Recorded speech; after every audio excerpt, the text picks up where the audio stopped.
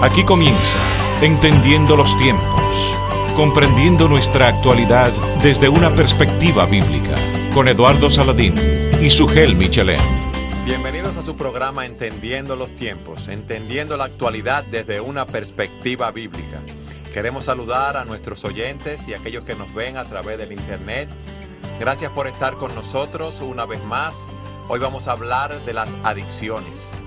Sugel, ¿cómo te encuentras? Muy bien, gracias. ¿Tú cómo estás? Muy bien, muy bien. Contento de poder tener un nuevo programa hoy y el tema que vamos a tratar, un tema sumamente interesante de las adicciones. Sabe que tú y yo habíamos hablado de tratar este tema hace tiempo y una hermana escribió pidiéndonos por favor que tratáramos ese tema y fue providencial. Realmente hay mucho interés e importancia en este tema de las adicciones. Sí, tú sabes que cuando se habla de adicción, muchos piensan solamente en drogas, alcohol, el sexo, pero podemos hablar de adicción a la comida, a las compras, a los videojuegos y muchas otras más. Eso es una palabra muy popular, adicción. Bueno, de hecho, actualmente el problema de las adicciones relacionadas con la internet, por ejemplo, los videojuegos, el Facebook, es algo que está alcanzando un nivel de epidemia. Es así, mira, solamente estaba viendo unas estadísticas, Sugel, en cuanto al uso de las drogas, veía unas estadísticas de Estados Unidos, de cómo el 80% de las personas que están en cárceles y en instituciones penales son el resultado directo o indirecto de una adicción. ¿Tú sabes lo que es eso? El 80%. Y en Estados Unidos, 14 millones de americanos, el 7.4% de la población abusa del uso del alcohol. Del alcohol. Del alcohol. Y muchos miembros de familias americanas, y esas estadísticas aplican en nuestros países también, la pena es que no lo tenemos tan detallado, tienen familiares que abusan del uso del alcohol. Y también dicen estas estadísticas que 1 de cada 4 jóvenes de 18 años está expuesto al abuso del alcohol o es que se expone a la dependencia del alcohol en la familia que está viendo este ejemplo. Y te digo algo más, Sugel, en esas estadísticas. Más de 100,000 muertes cada año son atribuidas al alcohol y al abuso de las drogas. Wow. Son números que llaman la atención. Añádele a eso personas con vidas destruidas, familias destruidas, hijos que reciben el impacto directo de padres que abusan de las drogas o el alcohol, padres que reciben el impacto directo de hijos que están hijos rebeldes, sumergidos en ese problema. Hijas que se están prostituyendo por el consumo de drogas y todas esas cosas. Es una epidemia realmente. Yo estaba buscando en el diccionario la definición de adicción y es muy interesante ver cómo un diccionario lo define como el hábito de conductas peligrosas o de consumo de determinados productos, en especial drogas, y que no se puede prescindir o resulta muy difícil hacerlo por razones de dependencia psicológica o incluso fisiológica. ¿Qué te parece esa definición? Bueno, por un lado me llama la atención que siendo un diccionario circular reconozca la realidad de que la adicción puede ser muy amplia. Dice, sí. no dice específicamente una cosa o la otra, aunque menciona las drogas como algo común. Sí, hábito de conductas peligrosas o de consumo de determinados productos. Determinados productos, eso me llamó la atención. Por el otro lado, definitivamente el adicto es una persona que tiene una dependencia psicológica, eso es real. En cuanto a la dependencia física, definitivamente el cuerpo humano está hecho de tal manera que cuando tú comienzas a abusar de una sustancia, el cuerpo te va a pedir esa sustancia. Ahora, también me llama la atención lo que esa definición no dice. Que yo te quiero dar otra que para tal vez incluye lo que yo pienso que quizás tú vas por ahí. Ok, dime. La adicción es una enfermedad primaria, crónica, con factores genéticos, psicosociales y ambientales que influencian su desarrollo y manifestaciones. Okay. ¿Tú ibas por el punto de que es una enfermedad? Exactamente. Bueno, me iba a ir por el punto de que me extraña que una definición secular no incluya la palabra enfermedad. Porque una de las cosas que vamos a ver en este programa es que si nosotros queremos tener victoria sobre las adicciones, es necesario entender que una adicción no es una enfermedad. Por eso busqué varias definiciones y tomé estas dos para poder contextualizar ambas cosas. Y déjame decirte algo, Eduardo. A mí me sorprende la cantidad de cristianos que están tratando la adicción como una enfermedad, ya sea líderes cristianos que hablan del tema con esos términos, o miembros de la iglesia que están lidiando con algún familiar que está sometido a alguna adicción y dicen, es que tú sabes que él es un enfermo y hay que tratarlo como un enfermo. Y eso quita la responsabilidad de la persona. Totalmente, totalmente. De hecho, fíjate que la persona decía, en esa definición, perdón, que tú leíste hace un momento, factores genéticos. O sea, según esta definición, las personas están propensas genéticamente a caer en ciertas adicciones. Ahora, déjame decirte algo, Eduardo, de plano. Yo sé que vamos a hablar un poco más de eso a medida que adelante el programa. Puede ser que una persona tenga genéticamente una propensión, una debilidad hacia algo, pero eso no quiere decir que esa propensión lo obligue a hacer eso. Lo domine, es la palabra, ¿verdad? Exacto. Al final de cuentas, tú tienes una responsabilidad en aquello de lo que tú te haces adicto. Sí, porque alguien puede decir, bueno, que en mi familia hay una tendencia al alcoholismo y yo cuando estoy muy presionado me gusta tomar alcohol, pero tú no estás obligado a hacerlo. No. Es como alguien decía, el famoso ejemplo del carro, que lo hemos usado aquí otras veces.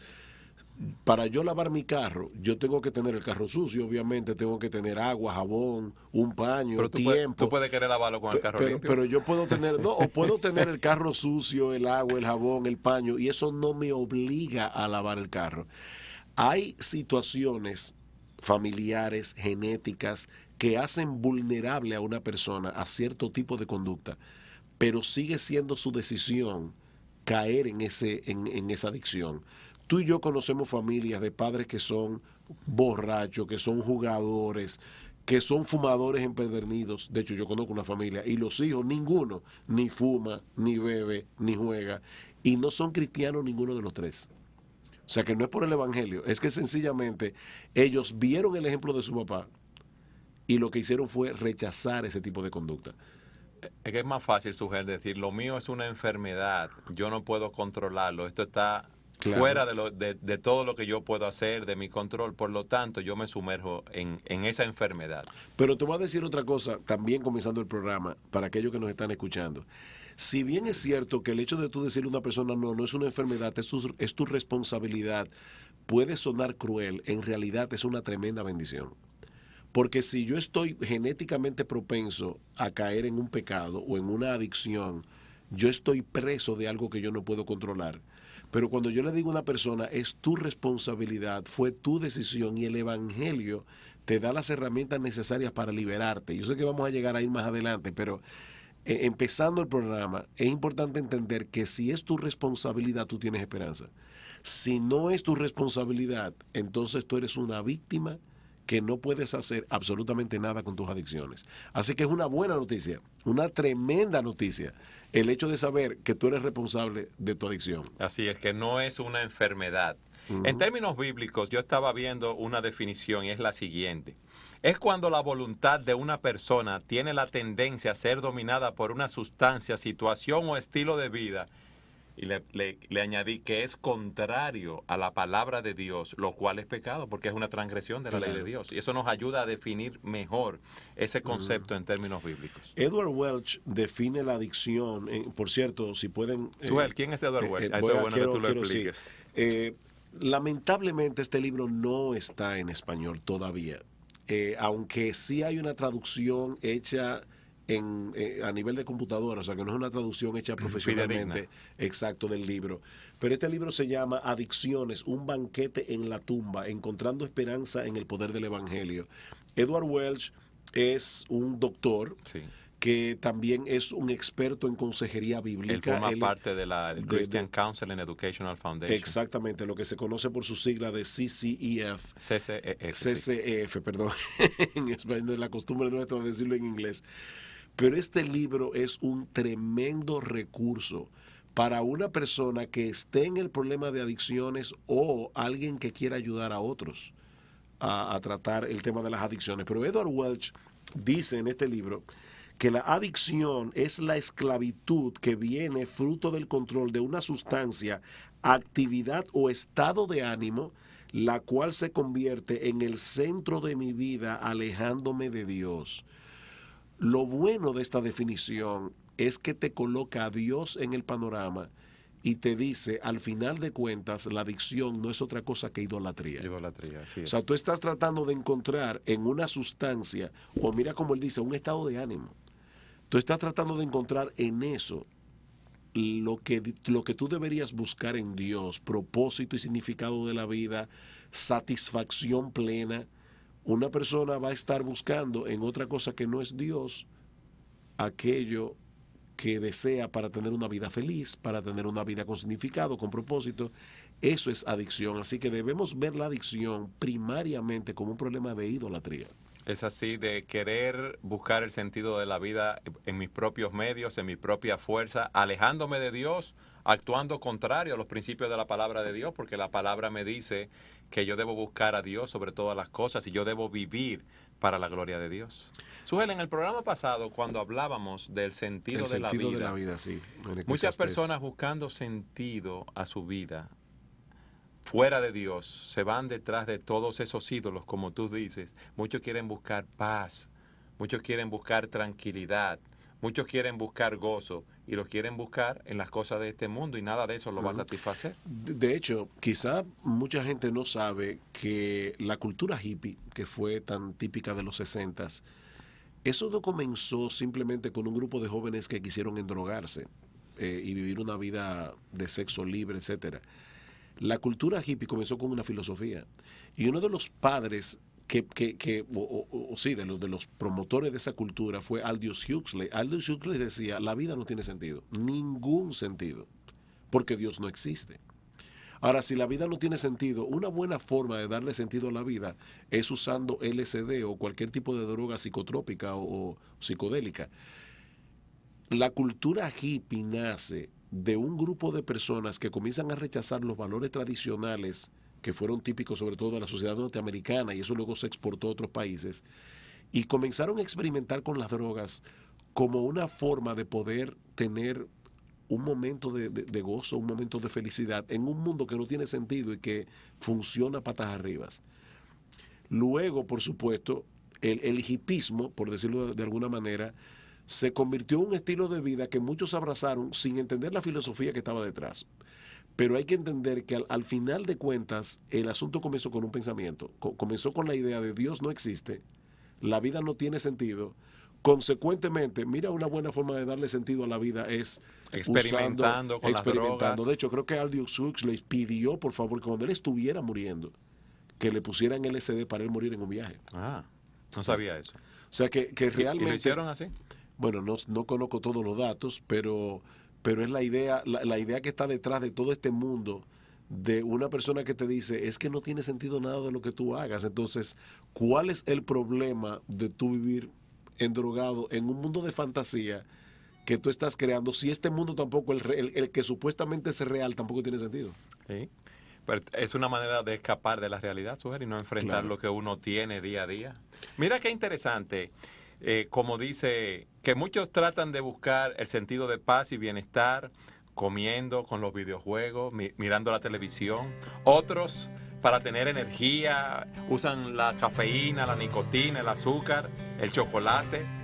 Porque hay personas que piensan que solamente las adicciones es drogas, alcohol, pornografía, el cigarrillo, pero hay muchas formas de adicción, si podemos utilizar esa palabra en el sentido que la hemos definido, de las cuales debemos estar apercibidos. Pero vamos a continuar hablando acerca de esto en nuestro próximo segmento. Siga con nosotros en su programa Entendiendo los Tiempos.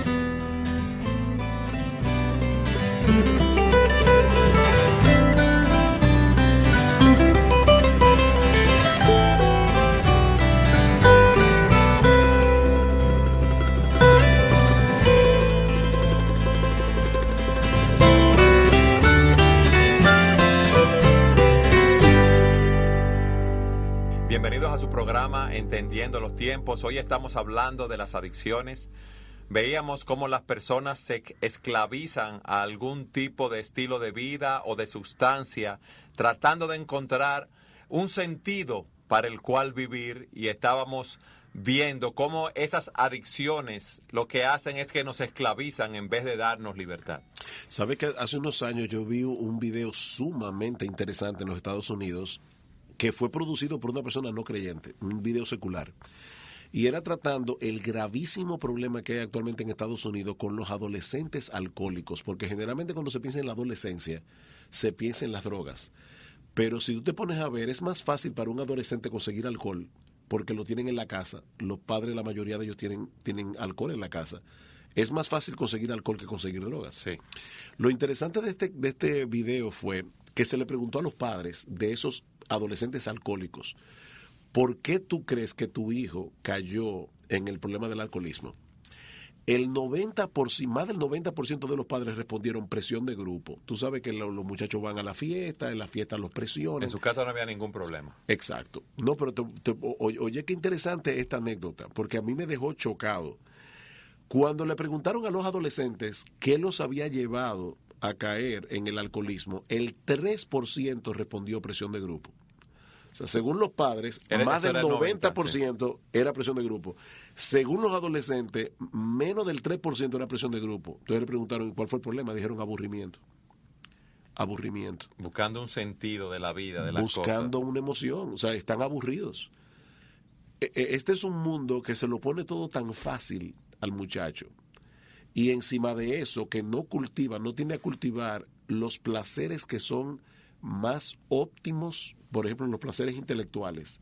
Porque lo interesante de este estudio hecho por un inconverso es que él decía, lo que pasa es que el hombre no se está dando cuenta que el hombre tiene 3 aspectos fundamentales en su vida, que son el intelecto, la voluntad y las emociones.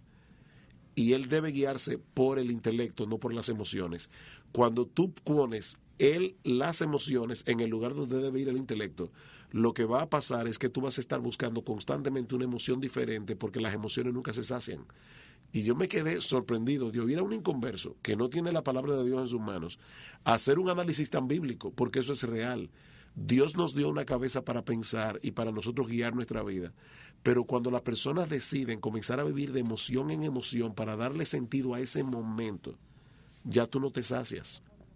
Y tú estás propenso a caer en un montón de adicciones. Emoción tras emoción, o buscar la satisfacción en las cosas de este mundo. Por eso la Escritura dice, no améis al mundo ni las cosas que están en el mundo. Si alguno ama al mundo, el amor del Padre no está en él.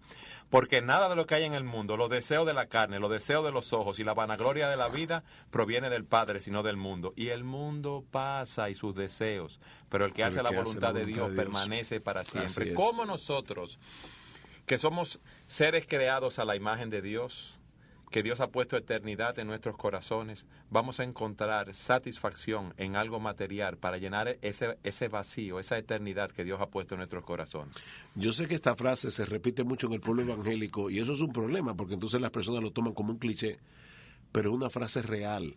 Dios le puso al hombre en el corazón un hueco del tamaño de él, que nada ni nadie puede llenar. Solamente nosotros él, fuimos ¿verdad? Creados para Dios. Por eso es que Calvino decía, el hombre es una fábrica de ídolos. Cuando tú no pones a Dios en el lugar que le corresponde, entonces tú vas a caer en idolatría. Y ya decíamos en el segmento anterior, la adicción no es otra cosa que idolatría. El hombre es una fábrica de ídolos.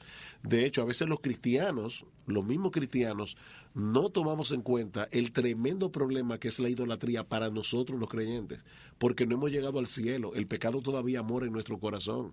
Y un creyente puede caer en adicciones. Claro. Tal vez no va a caer en el tipo de adicción que la sociedad condena tan claramente. Por ejemplo, quizás se cuidará mucho de las drogas, se cuidará del alcoholismo, tal vez, pero ¿y qué de la pornografía? ¿De los videojuegos? ¿Qué de los videojuegos? ¿Qué de perder el tiempo en la internet? ¿Qué de las compras compulsivas? Por eso es que en Primera de Juan capítulo 5 versículo 21, ¿cómo termina Juan esa carta que fue destinada a cristianos, hijitos, guardados de los ídolos? O el apóstol Pablo dice en 1 Corintios 10, le dice a los creyentes de Corinto, miren lo que pasó con los judíos en el Antiguo Testamento, cómo cayeron en idolatría, y dice, y estas cosas se escribieron para nosotros, los que hemos alcanzado el fin de los siglos, para que eso nos sirva de advertencia. Los cristianos deben cuidarse de la idolatría. La diferencia, Eduardo, entre un creyente y un incrédulo es que el creyente tiene recursos de gracia para luchar con la idolatría. El inconverso está a merced de su propia idolatría. Y es bueno destacar para las personas que nos están escuchando ahora a través de la radio o mirando a través del internet que en el segmento pasado decíamos que una adicción no es una enfermedad, y eso es bueno destacarlo, porque en el momento que dicen que es una enfermedad ya yo no tengo control sobre eso. No, es un hábito, es apartarse de la ley de Dios, es poner un ídolo en mi vida, poner algo, alguien, alguna situación, alguna circunstancia, alguna sustancia antes que a Dios, dándole una prioridad, o utilizar algo que es contrario a la ley de Dios, tratando de llenar ese vacío que yo tengo en mi corazón. El hombre busca, Sugel, crear una felicidad artificial. Claro. Como la gente dice, vamos para una fiesta, hay que estar contento. ¿Y por qué tiene que haber alcohol en la fiesta entonces? Y la gente emborracharse. O porque si no me voy a aburrir. Es así. Y eso me ayuda, espérate, a olvidar y a no enfrentar muchas cosas de mi realidad. Y quizás muchas situaciones que estoy viviendo o muchas preguntas existenciales que yo tengo en ese momento. Empiezo a consumir esas sustancias, trato de evadir la realidad por la razón que sea. Y entonces quedo atrapado en ese estilo de vida. Es que es un círculo vicioso, porque uno va a una fiesta, en el caso de un inconverso, va a una fiesta típica y quiere compartir socialmente con los demás, pero resulta que hay personas que no son capaces de compartir socialmente en un estado normal, porque son muy tímidos. Entonces, el alcohol, que mucha gente cree erróneamente que es un estimulante, no, el alcohol es un depresor. O sea, el alcohol lo que hace es... Es un estimulante temporal. Sí, luego, exacto, sí. Pero deprime tu control. Uh-huh. Por eso es que el alcohol, la persona alcoholizada, la persona borracha, hace cosas que un estado normal no haría. Porque es como si tumbara el sistema de control normal que tiene un ser humano, va tumbando ese sistema y el individuo entonces comienza a ser socialmente... Claro, a menos que se emborrache, pero hay personas que son lo suficientemente astutos como para llegar a un grado donde por lo menos socialmente pueden hablar con más facilidad que lo harían si no estuvieran bajo el efecto del alcohol. Ahora, mira el círculo vicioso que eso crea. ¿Qué es la timidez en realidad? Hay personas que dicen, bueno, la persona tímida tiene baja autoestima. No, es todo lo contrario. El problema de esa persona es que tiene una estima tan alta de sí mismo que no quiere quedar mal. Entonces, eso lo vuelve tímido y lo vuelve introvertido. El alcohol lo ayuda a liberarse de ese ser introvertido y entonces parece socialmente más agradable, el individuo se vuelve más conversador. Por supuesto, a medida que tú vas creando ese hábito, el hábito comienza a hacerse más fuerte que tu voluntad. Eso es como una soga. Uh-huh. Tú puedes tomar un hilo y yo te ato las manos, y a la primera vuelta tú puedes romper el hilo. A la segunda, a la tercera, a la 10ª, a la 20ª vez, el hilo está cada vez más poderoso y se te hace cada vez más difícil. Y uh-huh. Esa es la trampa de la esclavitud, de la adicción. Por eso es que tú ves, Eduardo, que tú le dices a una persona argumentos muy, muy lógicos.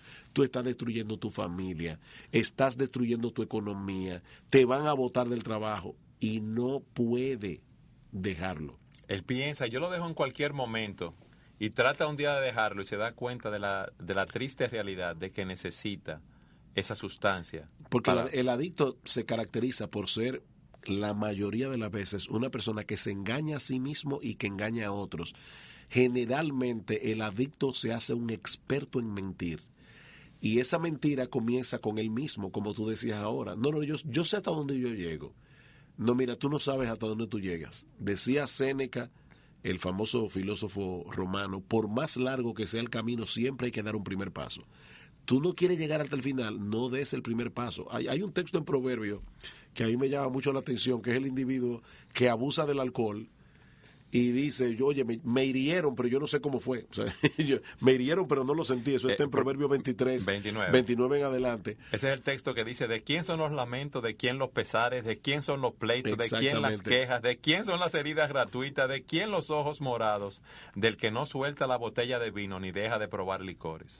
En Israel pasaba que algunos, para hacer el vino más fuerte, lo mezclaban con especias. Y por eso es que la Biblia en Proverbio habla mucho de ese tipo de mezclas y en Isaías también. Pero lo interesante de ese pasaje es que el individuo le acaba, en lenguaje dominicano, yo no sé si eso se entiende en otros países, pero aquí decimos, le pasó un camión por encima. O sea, el individuo... Recibió un golpe fuerte. Está con una resaca moral y física el otro día. Sin embargo, dice que en Proverbios que el individuo en su corazón piensa, cuando despierte lo volvería a buscar. O sea, él ya pasó por todo ese mal, ya recibió todas las consecuencias, pero vuelve otra vez. Y arruinando su vida, Sugel, es una esclavitud real. Y es bueno que podamos identificar las diferentes áreas de nuestra vida donde no tenemos el control, donde estamos actuando de una manera que es contraria a los principios de la palabra de Dios. El poder jugar videojuegos es algo lícito. Ahora, eso no puede dominarme y hacer que eso me lleve a descuidar mi orden de prioridades en la vida, mi relación con Dios, mi relación con mi familia, mi trabajo, mi involucración en la iglesia. Y yo necesitar estar frente a una máquina de videojuegos o frente a una computadora. Yo te voy a poner algo que sucede continuamente, Sugel, el Facebook. Bueno. Tú estás hablando con una persona, la persona está chateando, está en el Facebook viendo algo, se está comunicando con alguien y tú estás hablando con esa persona y no te está prestando atención. Adictos a, ¿cómo diríamos eso? Al Internet, al Facebook. Bueno, yo creo que la adicción al Facebook es un poco diferente a la adicción al Internet, en el sentido de que una persona puede ser adicta a navegar en Internet. Y aún, por ejemplo, muchas de las adicciones a la pornografía vienen a través de la Internet. Pero el Facebook tiene un elemento adicional que lo hace todavía más peligroso y es el narcisismo. El Facebook promueve el narcisismo. Para aquellos, yo sé que tú me preguntas, ¿qué es lo que es el narcisismo? El Facebook te convierte en tu propio paparazzi. O sea, tú quieres que la gente sepa tu vida y vean lo que tú comiste y los lugares que tú visitaste. Ahora en Michigan, Sugel en Exacto, Jarabacoa, y ahora mira la ropa que me compré y foto y foto y foto. Sugel y su familia, fotos. Ahora, fíjate, yo quiero decir algo importante aquí. Yo no estoy en contra del Facebook de manera particular. De hecho, yo tengo un Facebook, yo tengo una cuenta de Facebook. ¿Y para qué la uso? Bueno, en mi caso, yo promuevo literatura cristiana, promuevo buenas citas del libro que estoy leyendo y lo comparto con los demás, promuevo artículos que creo que son importantes. Yo creo que con el Facebook se puede hacer una tremenda labor de edificación y una tremenda labor evangelística. Pero si el Facebook me está llevando a mí primero a perder horas viendo lo que el otro posteó, viendo si la gente leyó lo que yo posteé, viendo los comentarios que me pusieron, etcétera, etcétera, y eso me está llevando, como tú decías hace un momento, a descuidar tus prioridades, sobre todo tu relación con el Señor, tu relación con tu familia, tu trabajo, etcétera. Segundo, si el Facebook yo lo estoy utilizando para que la gente centre su atención en mí, yo estoy pecando de orgullo, yo estoy pecando de narcisismo y eso es idolatría y es un vicio, es una adicción. Hay personas que se pasan, Eduardo, horas y horas y horas al día en Facebook. Yo me pregunto, si Juan el Bautista hubiera vivido en esta época y, no sé, ¿verdad? Si hubiera tenido una cuenta de Facebook, ¿cómo lo hubiera utilizado? ¿Y por qué tú mencionas a Juan el Bautista? Bueno, porque a mí siempre me ha llamado la atención lo que pasa en Juan capítulo 1. Dice que una comisión de fariseos y de líderes religiosos van a Juan el Bautista y le dice, ¿y tú quién eres? Óyeme, a cualquier persona en el día de hoy, a muchas personas y aún muchos cristianos que le pregunten, háblame de ti. ¿Tú tienes tiempo para oírme? Pues yo tengo muchas cosas que contarte. Imagínate Juan el Bautista. Bueno, mira, déjame decirte, yo nací de un padre estéril, de un padre anciano, de una mamá estéril. Mi nombre me lo puso un ángel. Yo viví 30 años en el desierto, interesantísimo, comiendo langosta, miel silvestre, y no langosta de la que se sirven en los restaurantes, o sea, era insectos. Yo viví solo, vestido con piel de camello. Aquí estoy yo en esta foto, si tú me puedes ver, cuando estaba ahí en el desierto de Jerusalén. Yo he renunciado a todas las cosas, de este mundo. Mira, mi alimentación es muy sencilla. Juan el Bautista tenía tanto que decir de sí mismo. ¿Y sabe lo que respondió? Yo soy la voz de uno que clama en el desierto. Inmediatamente guió la atención hacia Jesucristo. Pero ellos le insisten, sí, pero ¿tú quién eres? ¿Eres tú el Cristo? No. ¿Eres tú Elías? No. Entonces, ¿quién tú eres? Dice, bueno, yo soy uno que fue enviado como vocero para anunciar al que viene detrás de mí, del cual yo no soy digno de desatar encorvado la correa de su calzado. Juan el Bautista en todo momento guió la atención de las personas hacia el Señor Jesucristo, no hacia sí mismo. Y a mí de verdad, Eduardo, me preocupa en gran manera ver, yo sé que el Facebook no es el tema de hoy, son las adicciones, pero me preocupa en gran manera ver el tiempo que los creyentes pierden en el asunto del Facebook y todas las cosas que ellos publican por ahí para que la gente los vea, para que la gente sepa lo que ellos están haciendo. Se convierten en su propio paparazzi. Sí, ¿cómo podrían utilizar algo que es lícito, que es bueno, que lo pueden utilizar con fines edificantes, positivos, como el Facebook? Quedan atados a esto. Es bueno si algún oyente tiene problemas, pasa muchas horas en el Facebook o no se ha dado cuenta, Sugel, de que tiene una adicción, una dependencia a estar en el Facebook, que haga el ejercicio de pasarse 1, 2, 3 días sin entrar al Facebook.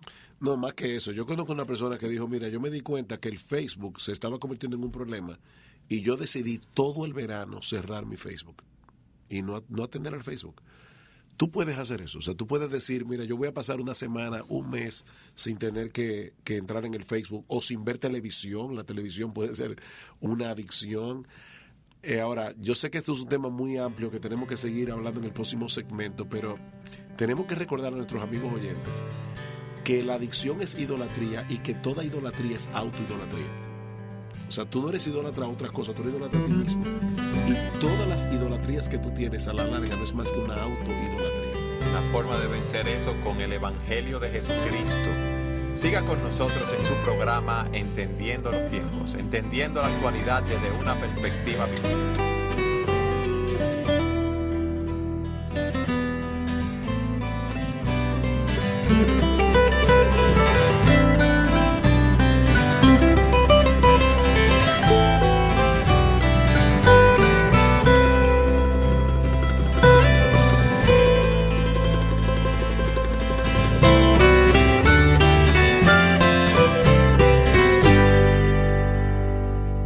Gracias por estar con nosotros en su programa Entendiendo los Tiempos. Hoy estamos hablando acerca de las adicciones y hemos visto cómo las personas, tratando de buscar un sentido en su vida, el placer o la felicidad, se esclavizan al consumo de ciertas sustancias o a ciertas situaciones o a ciertos estilos de vida que son contrarios a la palabra de Dios. Y es como dice la Escritura, tratan de llenar sus vidas bebiendo agua de cisternas que son rotas, que no pueden satisfacerlo, porque la única satisfacción que el hombre puede encontrar se encuentra en Dios. Dios es la razón por la cual nosotros vivimos y debemos vivir para su gloria. Eso es algo que mucha gente no entiende, y es el hecho de que el hombre fue creado para adorar a Dios. Nosotros somos adoradores, nosotros no podemos dejar de adorar, fuimos creados para eso. A mí me encanta este pasaje de Pablo en Colosenses cuando dice que Cristo es la imagen del Dios invisible, el primogénito de toda creación, porque en Él fueron creadas todas las cosas, las que hay en los cielos, en la tierra, visible, invisible, etc. Pero dice al final, todas las cosas fueron creadas por medio de Él y para Él. Nosotros fuimos hechos para la gloria de Dios. Romanos 11:36 dice, porque de Él y por Él y para Él son todas las cosas, a Él sea la gloria por los siglos. Amén. ¿Qué pasa cuando un hombre deja de adorar a Dios? Que tiene que buscar otra cosa que adorar. Por supuesto, nosotros decíamos en el segmento anterior, esa otra cosa eres tú. O sea, cuando Adán y Eva fueron tentados en el paraíso, ¿cuál fue la tentación? Seréis como Dios. El diablo quiso que Adán y Eva se adoraran a sí mismos. Por supuesto, al yo adorarme a mí mismo y no adorar a Dios, yo no soy un Dios lo suficientemente poderoso como para satisfacerme a mí mismo. Eso me lleva a tener que estar buscando en la creación lo que yo debo buscar en el Creador. De hecho, esa es la tesis de Pablo en Romanos capítulo 1. Cuando dice en el versículo 18, ¿por qué yo necesito el Evangelio? El Evangelio es poder de Dios para salvación, pero ¿salvación de qué? Bueno, salvación de la ira de Dios. Porque le hemos dado la espalda a Dios y estamos viviendo para nosotros mismos. Pero mira el análisis de Pablo. Pablo dice, la ira de Dios se manifiesta desde el cielo contra toda impiedad e injusticia de los hombres que detienen con injusticia la verdad, porque lo que de Dios se conoce les es manifiesto, Dios se lo manifestó. Pero el hombre su le dio eterno la espalda poder y deidad se hacen claramente visibles por medio de las cosas hechas, de modo que no tienen excusa. Pero dice, habiendo ellos olvidado a Dios, habiéndole dado las espaldas a Dios, ¿qué hace el hombre? Dicen Romanos, cambiaron la verdad de Dios por la mentira, honrando y dando culto a las criaturas antes que al Creador, el cual es bendito por los siglos. Como solo Dios puede satisfacer mi alma porque fuimos creados para vivir para la gloria de Dios, que tiene el tamaño y la forma de Dios en mi corazón. Digo, obviamente Dios no tiene tamaño, es una forma de expresión. Yo voy a estar buscando sustitutos, pero como esos sustitutos nunca me van a satisfacer, yo tengo que estar buscando cada vez más nuevas emociones, nuevas experiencias, que es lo que finalmente produce la adicción. Me esclaviza. Exactamente, te esclaviza. Pero todo comienza con esto. Fuiste creado para Dios. Tú no vas a poder encontrar satisfacción en nada creado por Él, sino en Él mismo. Cristo dijo, si alguno tiene sed, venga a mí, beba. El que cree en mí, como dice la Escritura, de su interior correrán ríos de agua viva. Juan 7:37 en adelante. Solo Cristo satisface el corazón de un hombre. Otra vez, los evangélicos dicen mucho eso. Pero el hecho de que se repita mucho no quiere decir que no sea una verdad. Es una verdad. Ahora, lamentablemente, Eduardo, muchas personas, aún creyentes, están predicando a Cristo de una manera incorrecta y no le están haciendo entender a las personas qué es lo que Cristo satisface. Porque yo te puedo decir, tú tienes problemas matrimoniales, Cristo puede resolver tu problema matrimonial. Tienes una enfermedad, Cristo puede sanarte. Tienes problemas con tus hijos, Cristo puede ayudarte con tu paternidad y enderezar a tus hijos. Pero esa no es la razón primordial por la que yo tengo que buscar a Cristo. Alguien decía, si Cristo es la respuesta, ¿cuál es la pregunta? Y eso es una frase interesante. Es verdad, ¿Cristo es la respuesta de qué? Bueno, primero que todo, de mi reconciliación con Dios. Yo he pecado contra Dios. Yo he transgredido su ley, vivo de espalda a Él, no le he dado gracias. Yo necesito reconciliarme con el Señor para que entonces Dios sea mi satisfacción. Pero es bueno ver que yo por mí mismo no puedo reconciliarme con Dios. No, evidentemente. Porque yo he pecado contra un Dios infinito y yo soy un ser finito. Tenía que venir alguien que cumpliera la ley de Dios a perfección, que hiciera un sacrificio que fuera acepto a Dios. Y eso es lo que hizo Cristo. Él cargó Él vivió una vida de perfecta obediencia que agradó a Dios. Hizo un sacrificio que agradó a Dios y cargó en Él el pecado de su pueblo para que todo aquel que en Él cree no se pierda, mas tenga vida eterna. Por eso es que yo particularmente evito usar la famosa frase de acepta a Cristo en tu corazón. Esa frase no aparece en la Biblia, en ninguna parte. Aparte de que no solamente que no aparece en las Escrituras, sino que está planteando el Evangelio de una manera equivocada. No, tú tienes que pedirle a Cristo que te acepte a ti. O sea, no soy yo que tengo que aceptar a Cristo. Es Cristo el que tiene que aceptarme a mí. Él es el Rey. Y yo tengo que suplicarle que me acepte. La buena noticia es que Él dice, las puertas están abiertas. Todo el que viene a mí yo no lo echo fuera. Yo no lo echo fuera. Yo no lo echo fuera. Pero tú tienes que venir a Cristo para encontrar en Él el perdón de tus pecados. Sí, pero no es para encontrar en Él la solución a tu problema familiar, porque tú puedes ir a Cristo, encontrar el perdón de los pecados y puede que tu hijo rebelde no cambie. No, puede ser que se ponga más rebelde. Así es. Y puede ser que tu esposo se ponga peor también, porque tú aceptaste el Evangelio. Dice la Biblia claramente en Mateo 10, los enemigos del hombre serán los de su propia casa. Pero volviendo al tema de las adicciones, ¿qué es lo que hace la diferencia entre una persona que se ha arrepentido de sus pecados, ha creído en Cristo, se ha reconciliado con Dios, para lidiar con sus adicciones? Sugel, tenemos una nueva vida en Cristo y tenemos el poder para vencer esas adicciones y tenemos el poder de Dios dado en su Espíritu que mora en nosotros para ya nosotros vivir para la gloria de Dios. Ya nuestra vida tiene un sentido, ya nosotros tenemos una seguridad. Sí, pues coméis o bebéis o hacéis otra cosa, hacerlo todo para la gloria de Dios. Y tú vas a tener algo más poderoso que tu adicción en cuanto a la satisfacción y el placer y el deleite que te da, que te va a permitir romper con la adicción. Déjame hacer una historia breve que tiene que ver con la mitología griega. La mitología griega es fascinante por las cosas que enseña de la naturaleza humana. Hay un pasaje en la Ilíada cuando Ulises está regresando de la guerra de Troya. No, lamentablemente yo no puedo aquí ampliar todo lo que implica la novela, pero él está regresando a su casa en Ítaca a encontrarse con su esposa Penélope, pero él tenía que pasar por una isla donde ven unas sirenas que tenían un canto tan hermoso que los marineros eran seducidos y atraídos hacia ellas, pero las famosas sirenas tan hermosas y que cantaban tan bien eran carnívoras. Y cuando el barco encallaba en la costa, ellas aprovechaban para destrozar a los marineros. A Ulises se le advierte, ten cuidado con las famosas sirenas, y él decide hacer algo, ponerle cera en los oídos a los marineros, pero él estaba tan curioso por querer oír el famoso canto que él dice, átenme al mástil de la embarcación, y no importa lo que yo haga, lo que yo grite, no me suelten hasta que estemos en un lugar seguro. O sea, que cuando pasaran por donde la sirena, que no le hicieran caso a él. Exactamente. Bueno, pasó lo que pasó. O sea, las sirenas comienzan a cantar, Ulises comienza a suplicar, por favor, que lo suelten, que él quería ir a las sirenas. O sea, fue hipnotizado por el canto de la sirena, pero pasó a salvo. Hay otra persona que pasó por la isla de la sirena, que fue Jasón, buscando el vellocino de oro, y Jasón tenía en su barco a Orfeo, que era el músico más grandioso del mundo en esa época.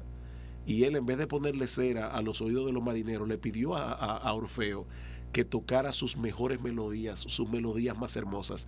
Y dice que cuando el barco pasó por la isla de la sirena, lo que Orfeo estaba cantando era tan hermoso que el canto de la sirena, los marineros no le hicieron caso. Eso es lo que produce el evangelio en el corazón de un creyente. La melodía de Cristo es superior, es 1000 veces superior. Nos hace ver a Cristo en su gloria, en su belleza, en su majestad. De manera que no deseemos otra cosa más que a él. En la parábola del gran precio, ¿qué es lo que hace el hombre que encuentra el tesoro en el campo? Dice que vende todo lo que tiene con gozo para comprar ese campo, porque él dice, no, es que yo sé que esa perla vale más la pena que todo lo que yo tengo. Y eso es lo que le permite al creyente luchar con la adicción. Pero, creyente que me estás escuchando, no te confundas. Tú vas a tener lucha con la adicción hasta que te mueras. No, y hay consecuencias de la adicción. Exacto. Lo que nosotros estamos hablando aquí es que tú tienes recursos para luchar contra ella. Pero que nadie piense, bueno, ya yo soy cristiano, ya eso no va a ser una tentación para mí. No va a ser una tentación para ti. No podemos decir, Dios siempre va a ser lo primero en mi vida, o si entro al internet y sale una página de pornografía que no va a ser y yo tentado. Voy a decir, no, a mí eso no me hace nada. Yo no tengo ningún problema con eso. Que tú no tienes problema con eso. Cuando tú tienes una tentación frente a ti, no, lo que tú tienes ahora son recursos de gracia para luchar contra eso eficazmente. Y Dios, juntamente con la tentación, nos da la salida, dice la Biblia. Entonces, hay esperanza para la adicción, pero la esperanza no está en la psicoterapia. La esperanza está en el Evangelio de Jesucristo. Es bueno recapitular lo que hemos visto, Sugel. Las personas fueron creadas para adorar a Dios, le han dado la espalda a Dios, lo han rechazado, y tratan de buscar ese sentido de la vida, ese gozo, esa felicidad en algo aparte de Dios, y es como tú decías, caen en una autoidolatría. Cuando una persona reemplaza a Dios buscando el placer y el significado en la vida, lo que hace es que se esclaviza a esas formas de idolatría, y que la única manera de nosotros salir de ahí es cuando reconocemos nuestra condición de pecadores, cuando vamos a Cristo confesando nuestros pecados y reconociéndolo a Él como el único camino, la verdad y la vida para ir al Padre. Entonces nuestras vidas tienen otro sentido, otro significado en Cristo y en el poder que Él nos da de su Espíritu para nosotros seguir adelante. Es bueno destacar que por el hecho de ser cristianos, como tú decías, Sugel, no quiere decir que vamos a vivir de victoria y en victoria. Hay personas que dicen, ¿cómo estás? Cuando uno le pregunta, hermano, ¿cómo estás? Victoria. En victoria. Todo todo el tiempo, sí. Pero uno tiene luchas, y como creyente los ataques del maligno son más fuertes, porque Satanás anda como un león rugiente buscando a quien devorar. Una mejor respuesta, aquí luchando en el poder que Dios me da en su Espíritu, y yo sé, a pesar de mis caídas, que la victoria es nuestra en Jesucristo. Amén. Y que algún día seré glorificado. Amén. Y ya no tendré más luchas con el pecado, y tendré una comunión intermitente, sin intermitencia con Dios, una comunión continua con Dios, y estaré en su presencia deleitándome y alabándolo para siempre. Esa es la forma de nosotros tratar con las adicciones. En el próximo programa, tendremos que continuar tratando el tema, porque hay muchos aspectos de las adicciones que tenemos físicos que ver. Tratado aquí, sí. Pero continuaremos en el próximo programa de Entendiendo los Tiempos. Gracias por estar con nosotros. Nos vemos en el próximo programa. Que el Señor los bendiga grandemente.